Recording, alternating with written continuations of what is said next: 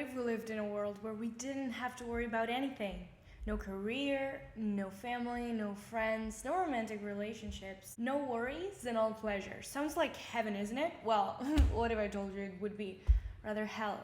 Welcome back to another video, babies. It's Carpe Diem, baby. Well, no, I think at that point in time you've realized that that's not my real name. I'm Paula, and in today's video I want to talk about how this book, Brave New World by Aldous Huxley, has changed my brain chemistry and has been haunting me ever since. It's one of those books where the plot, it's not that interesting, but the message behind it is the thing that haunts you. It's the thing that you're living your daily life and all of a sudden you realize like, oh shit.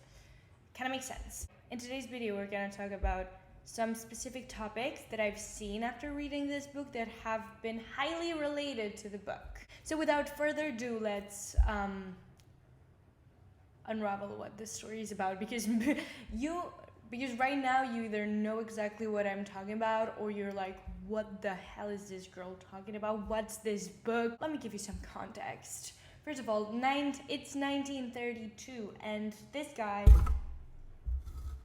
this British guy, Aldous Huxley, yeah, he has a really weird name, let's be honest, writes this novel, Brave New World, In Between Wars. And let's just say this story is highly permeable because you can feel the tension and how the environment and the social landscape was in that era, in between wars. Because of course there was tension, there's just been a war, we are uncertain about the future, people are mad, people are struggling. What's the solution? Where are we going? Where's the future going?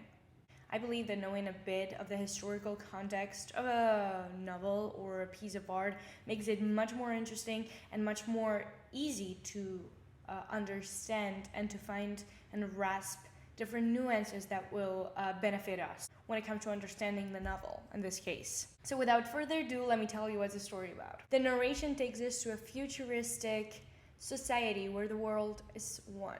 It's like a one-party world. It's one government for the whole world, and they have like different delegates who control different parts of the world.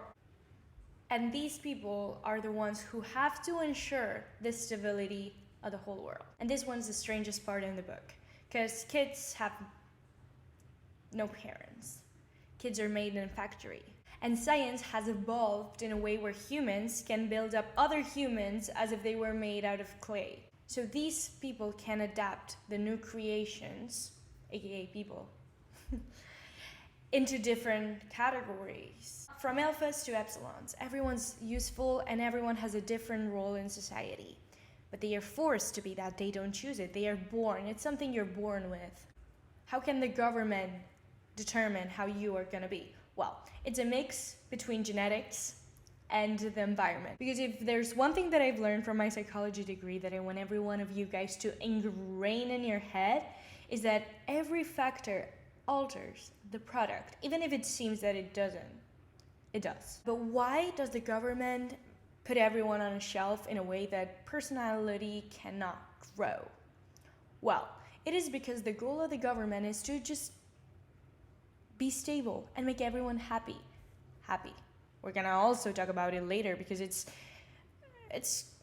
kind of skewed the way they view happiness, and especially from a psychological standpoint, it makes no sense. Like, their happiness is not true happiness, but rather a false sense of happiness because you are not able to feel anything else better than that. Well, let me give you a solution. Drugs. They have this drug called Soma, which is funny enough interesting because from a biological standpoint, Soma is like something in the nucleus. So it's like the center, the brain. Just think about words. This is not an exact translation, but just think about words associated with the word Soma. So with that said, I think you can grasp how important Soma is for that society. They use Soma like we also use other devices and liquids and drugs to just alter our brain chem so that we can be happy and at least numb.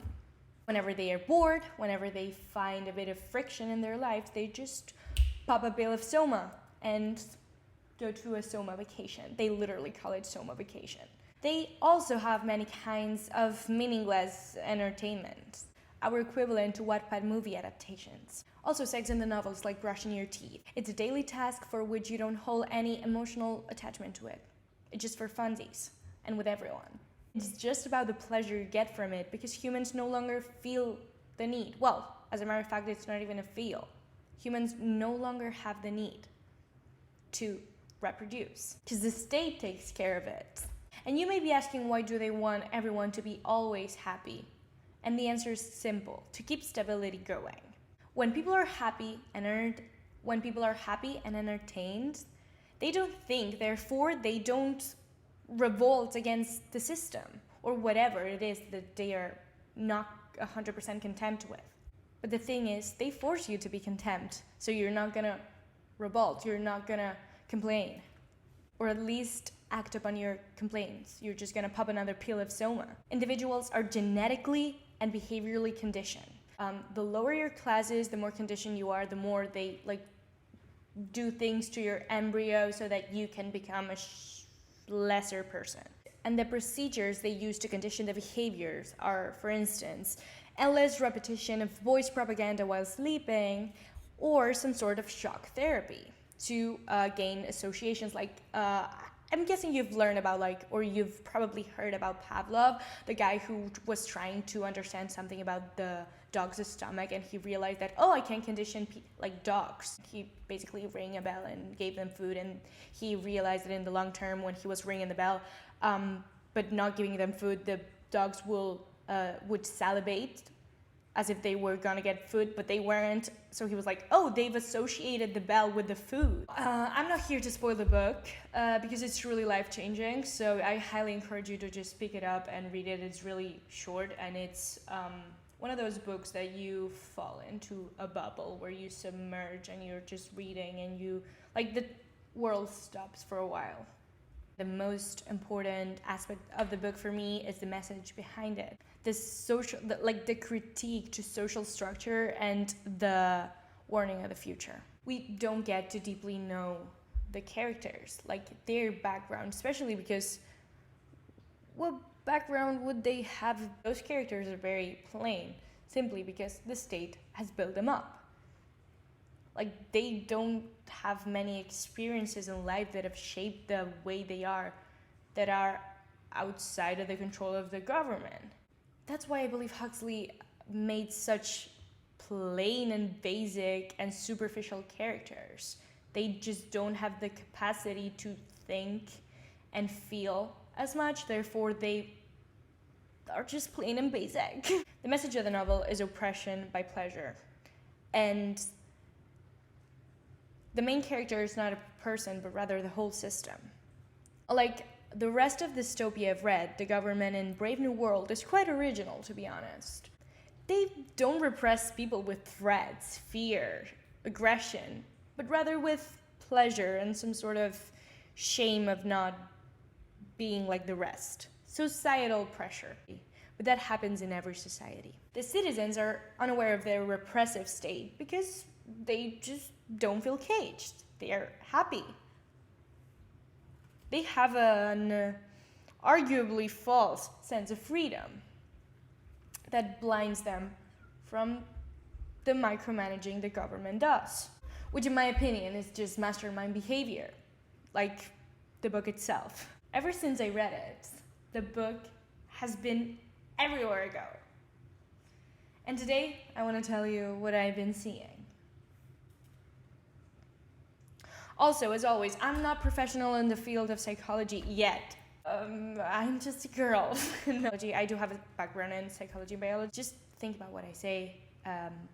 Take it with a few grains of salt. This is not the end all be all. This is my point of view. I hope you like it, and I hope it strikes a conversation, not necessarily in the comment section. I mean, feel free to add your opinion.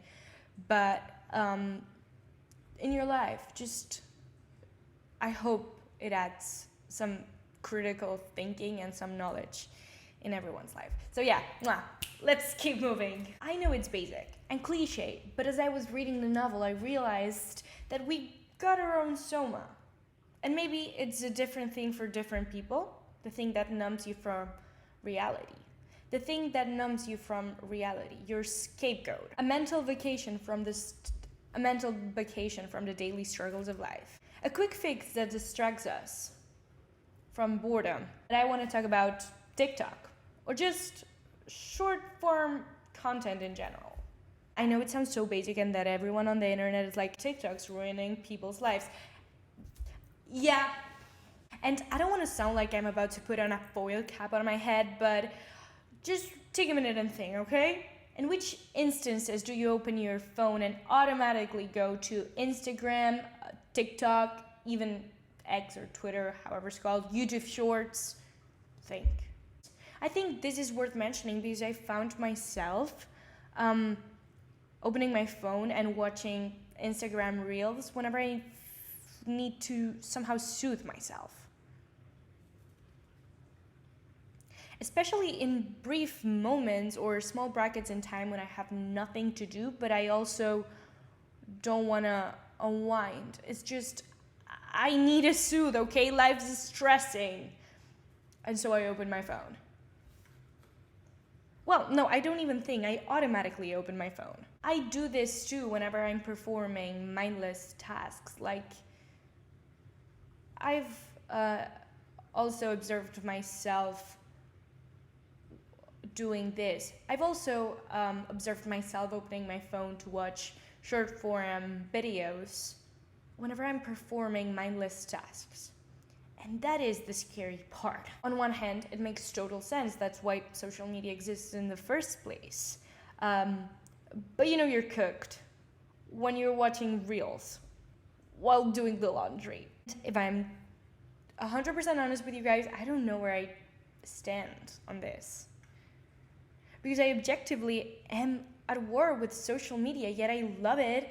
It's one of the reasons why I'm able to discover many different cultures and knowledge that otherwise I wouldn't have known. Knowledge, but like at the end of the day, most of the time I spend on my phone is on social media, doom scrolling, watching videos I recall nothing about. And in order to feed into my, I don't know where I truly stands, I will be reading to you guys a kind of embarrassing text I wrote at the gym. I'm at the gym. It's a Sunday morning and I am walking on the treadmill. In front of me there's a woman also walking on one. The interesting part is that she's watching TikTok while walking. Objectively, it's a reasonable action. Who hasn't distracted themselves with some doom scrolling while enduring a monotonous and not much enjoyable task? The thing is, as I'm watching the woman, I can't help but feel some sort of disgust towards her, which translates to disgust towards me, because I've watched Reels while doing mindless tasks at home, which is certainly even worse than that. Do I somehow relate to her? Probably. Is she doing something wrong? Because even James Clear talks about it in his book Atomic Habits. How stacking a not so enjoyable habit with another which is much pleasurable will make the boring one more sustainable. If so, why am I still struggling to accept what the woman's doing? Yeah, that's gym thoughts. On one hand, super normalized to just doom scroll, but on the other hand, it's like, how many times have you looked at someone doom scrolling in public and you're like, they have a problem. They do have a problem. They do have a problem, and then you realize that you also have a problem. We have a fucking problem. We do. We are soothing ourselves. We are not letting ourselves be bored. We are not letting ourselves think. It's not that, well, I've watched TikTok for half an hour. It's that with AI and these types of content, I don't know about you guys, but I've found myself with the unclearest mind I've ever had. Now I want to talk about the commodization of people and places. Commoditization sounds like a weird word, and I mean it is. That's why I'm gonna provide to you guys a definition so that we're all on the same page. And according to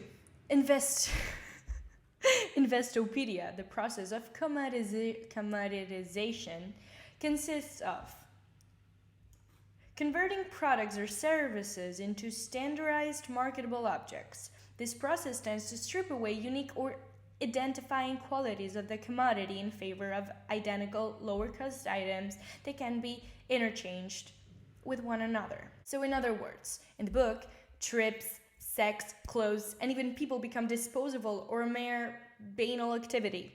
They are not special. Those aspects of life uphold no value due to an emotional dissociation. It's strange how the excitement of, let's just say, having a romantic partner is not felt.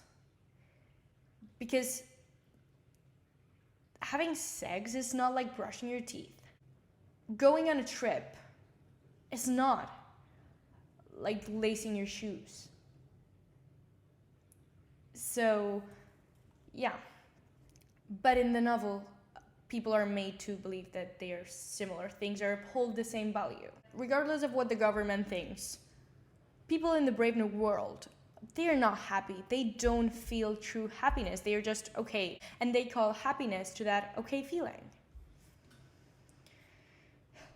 Most characters in the book are unable to value anything, therefore unable to form any meaningful connection or relationship with anyone or anything. They have been taught since a very young age that what doesn't serve you must be thrown away, or what's not perfect or good. For instance, a piece of clothing has a small hole that you could just sew it up. No. Here they throw it away.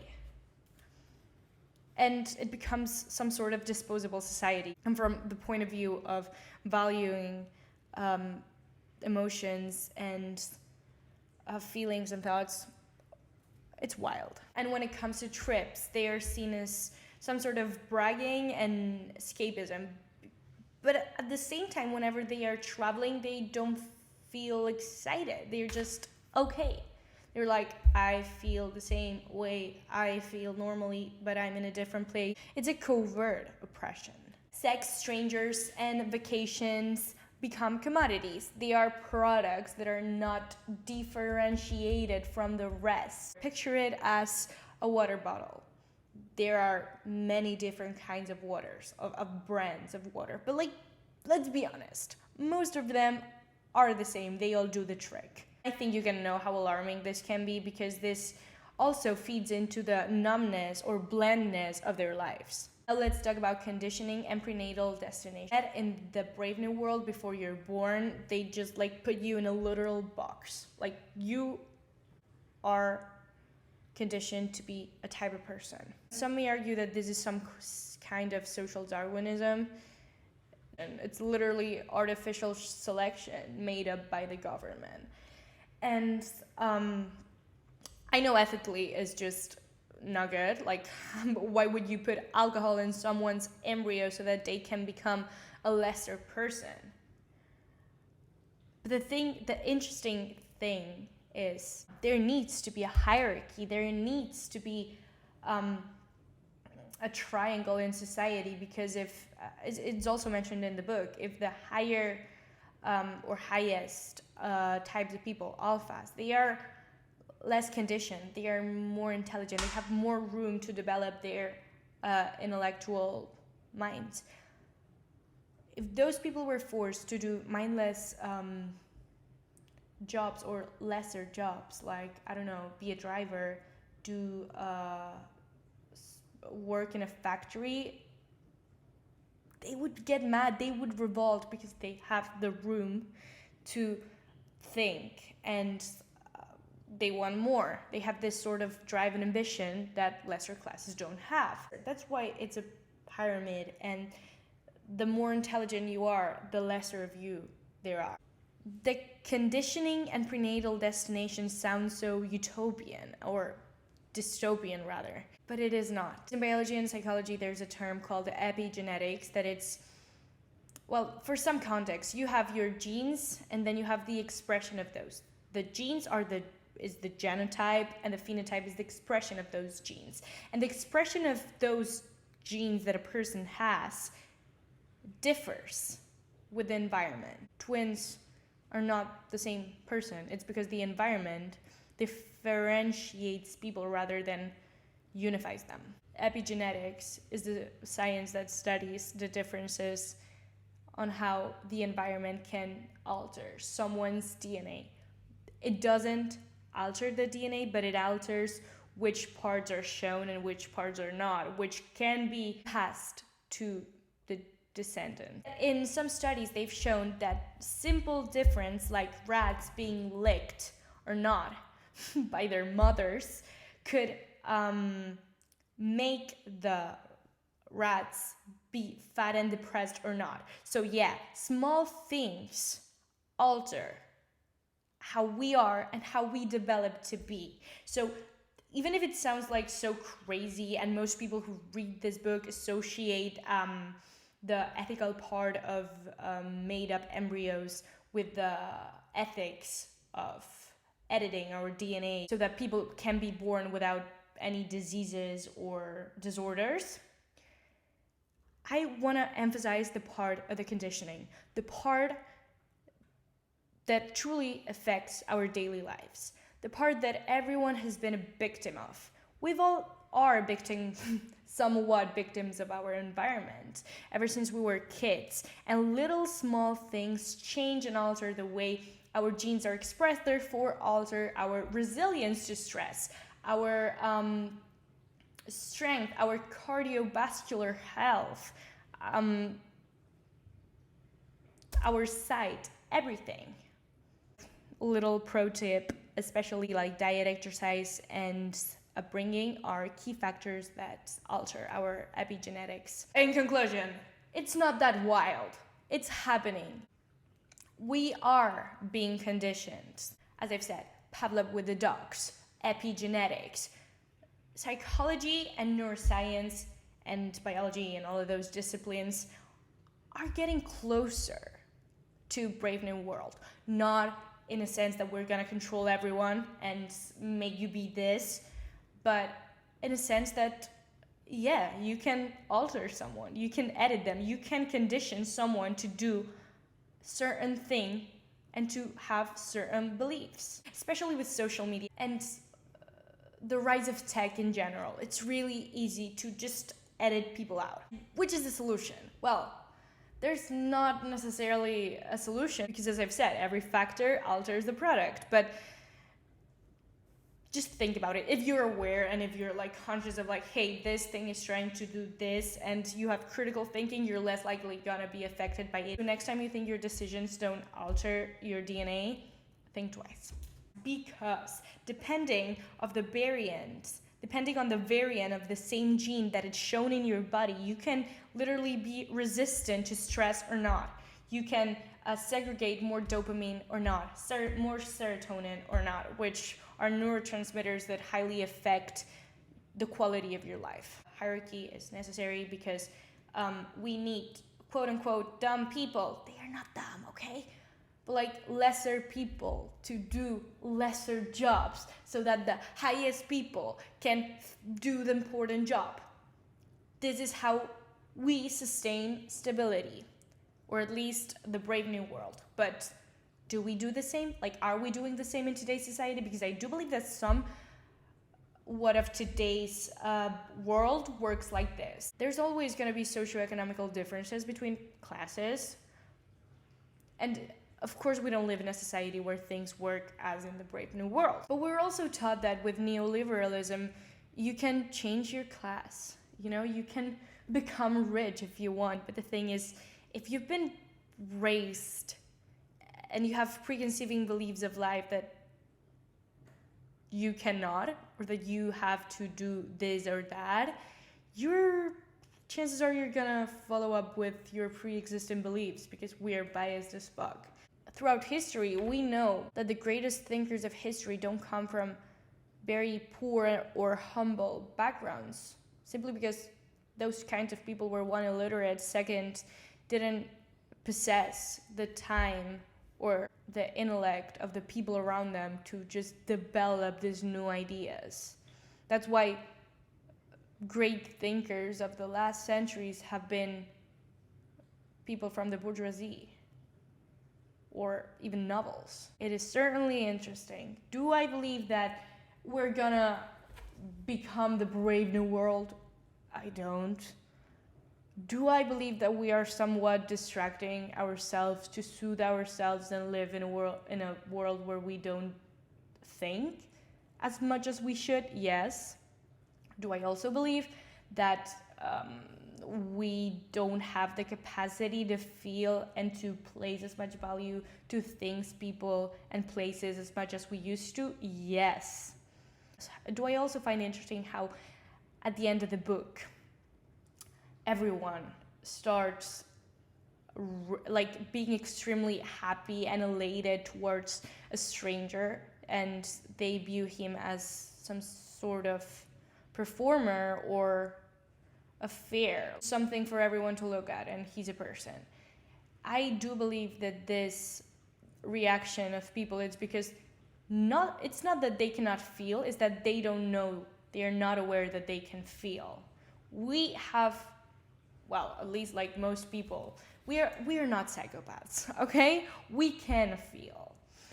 The thing is, we don't know we can. And that's the major issue, and you don't know till you know. So yeah, I do believe that emotionally and psychologically we are having some similarities to the book, but not as a society. I don't think that society's accurately going on that direction. I hope you have a really nice week, and I hope you enjoyed this video. As always, if you feel like you need to say something, just say it. I really encourage you to talk and to say things to people around you, and to me, I really want to know, and as I've said, strike a conversation. This is just my opinion, and if you ever think that your decisions don't alter your genetic material, think twice. Also, I would like to know if you guys are interested in me diving into topics like when science meets politics, because I've seen a few people on the internet justifying their political agenda with scientific data that has no connotation, and this bugs me a bit. So yeah, let me know.